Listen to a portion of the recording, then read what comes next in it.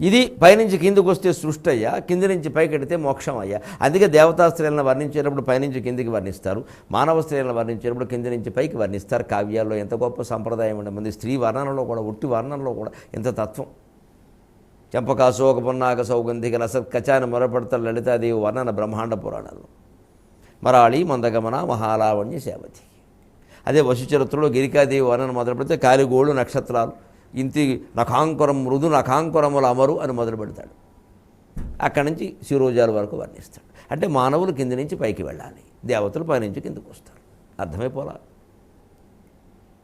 అంచేది ఇలా ఎప్పటికప్పుడు ఆలోచించుకుంటే కానీ ఇది అర్థం కాదయ్యా. ఎంత తేలిగ్గా పొందే వ్యవహారం కాదు ఇది. ఓంకారవత్స్యమగు నిరహంకార భావనారాధ్యము.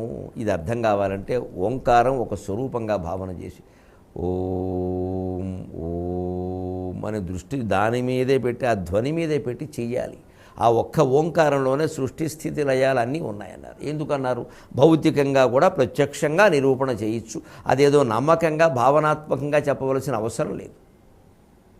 అకారం ఉకారం మకారం. ఆకారానికి అజుడు, ఉకారానికి ఉపేంద్రుడు, మకారానికి మహేశ్వరుడు. అది అక్షరాల క్రమం. మకారానికి మరిచెట్టను కూడా అనొచ్చు. అది కూడా కాదు, ఇంకా ప్రత్యక్షంగా అకార ఉకార మకారాలే సృష్టికి.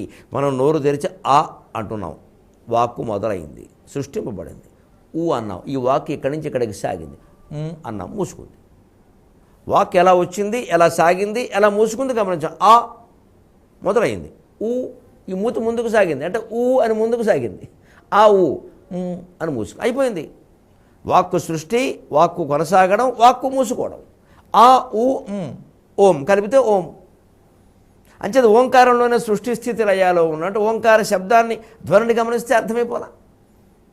అందువల్ల స్మరహర పొందునింద్రియ సమాజయుగంబు మనంబు బుద్ధియున్ పరువడిమై అహంకరణ బంధము వాసిన జీవు. స్మరహర పొందునింద్రియ సమాజయుగంబు మనంబు బుద్ధియున్ పరువడిమై అహంకరణ బంధము వాసిన జీవు. తత్సముత్కర సహితంబుగానతడుదా పరతత్వమునందులీనతన్బొరయును. తత్సముత్కర సహితంబుగానతడుదా పరతత్వమునందులీనతన్బొరయును.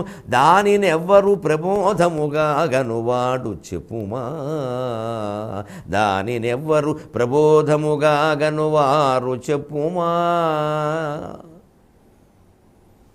మోక్షం అనేది పొందినవాడెవడు దాన్ని చెప్పలేడు.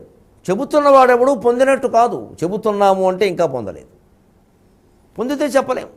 కారణం ఇక్కడ చెబుతున్నాడు. స్మరకర మన్మధుడిని హరించాను అంటున్నావు, మళ్ళీ నా దగ్గరికి వచ్చావే అంటే శివుడు నవ్వాడు. నిజమేనయ్యా, మరి ఏం చేస్తాం, అజ్ఞానంలో పడాక ఎవరో ఒకరి దగ్గరికి రాక తప్పదు కదా. పడతారండి, బ్రహ్మ విష్ణు మహేశ్వరులు పడ్డారు. మనం పడడం ఏమైనా ఆశ్చర్యమా? మనమేమో వాళ్ళని, ఇంకా వాళ్ళ కింద వాళ్ళని, వాళ్ళ పక్క వాళ్ళని, వాళ్ళలో ఉండే వివిధ రూపాలను ఇంకా తిరుగులేని దేవతల కింద ప్రచారం చేసేస్తున్నాం. ఇంకా అసలు తెలుసుకోవాల్సిన ఆత్మన స్వరూపం తెలుసుకోవడం మానేసి వాళ్ళందరూ గొప్పవాళ్ళే, గొప్ప దేవతలు, సందేహించే పనేలా. కానీ ఇంకా అదే మోక్షం అనుకోవడం పొరపాటండి. తెలుసుకుంటేనే మోక్షం. ఎందుకు అయ్యారని ఎప్పుడూ ఆలోచన చెయ్యమండి మనం.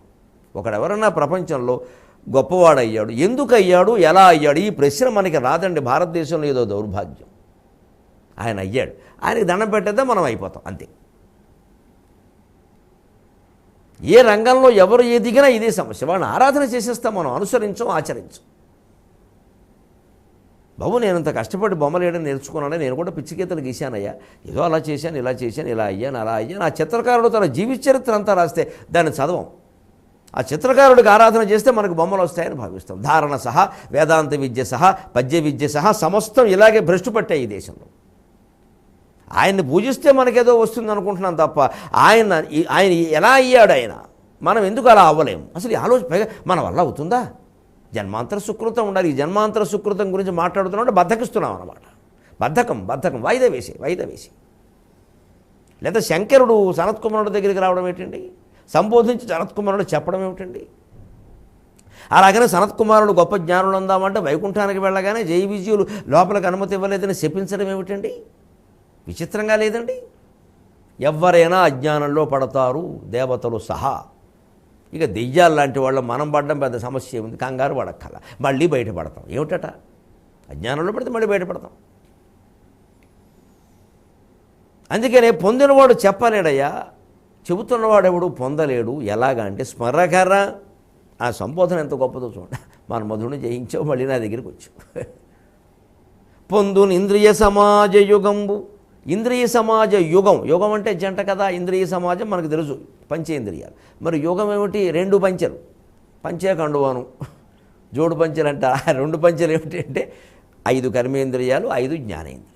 త్వక్చక్షుశ్రోత్ర జిహ్వాఘ్రాణాలు జ్ఞానేంద్రియాలు, వాక్పాణి పాదపాయు ఉపస్థములు కర్మేంద్రియ. ఇంద్రియ సమాజ యోగం అంటే ఇది 10. ఇవి మనములో కలుస్తాయి. మనంబు బుద్ధియున్, బుద్ధిలో మనస్సు వెళ్ళి మనస్సుతో సహా ఇంద్రియాలు బుద్ధిలో కలుస్తాయి. పరువడిమై అహంకరణ బంధము వాసిన జీవు. ఈ ఇంద్రియాలు 10 మనస్సు బుద్ధి కలిపి అహంకారాన్ని వదిలిపెట్టిన జీవాత్మలో కలుస్తాయి. తపస్సు అంటే అహంకారం అంటే గర్వం కాదు. నేను చేస్తున్నాను, నేను పొందుతున్నాను, నేను ఈ శరీరంలో ఉన్నాను, నాది ఈ శరీరం, ఇది ఏదో వీళ్ళు నా బంధువులు, ఇది నా ప్రపంచం అనుకోవడమే అహంకారం. అది పాసిన జీవు. ఆ అహంకారం మమకారాలు పోతే కానీ ఇవి వదలవు. అహంకారం ఉన్నంతకాలం బుద్ధి పనిచేస్తుంది. బుద్ధి పనిచేస్తే మనస్సులోకి మారుతుంది. మనస్సు పంచేంద్రియాలకు వశమైపోతుంది. ఇంకా అడ్డగాడిదైపోతాం.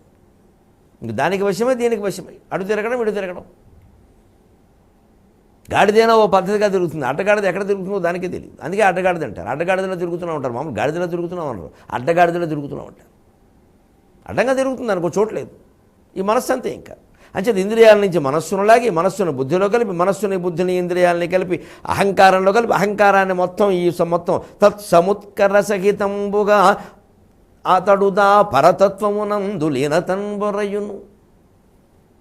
ఈ మొత్తం ఇంద్రియాలు, మనస్సు, బుద్ధి, అహంకారము, జీవుడు, ఇదంతా కలిపి జీవుడు ఒక సంఖ్యలుగా ఇలా బంధంగా తీసుకుని పరతత్వమునందు లీనతన్బొరయును. అతడు చివరికి మోక్షం పొంది పరతత్వంలో కలుస్తాడయ్యా. ఇవన్నీ కలిపి అందులో కలిసిపోతే సాక్షి ఎవరు ఉంటారండి?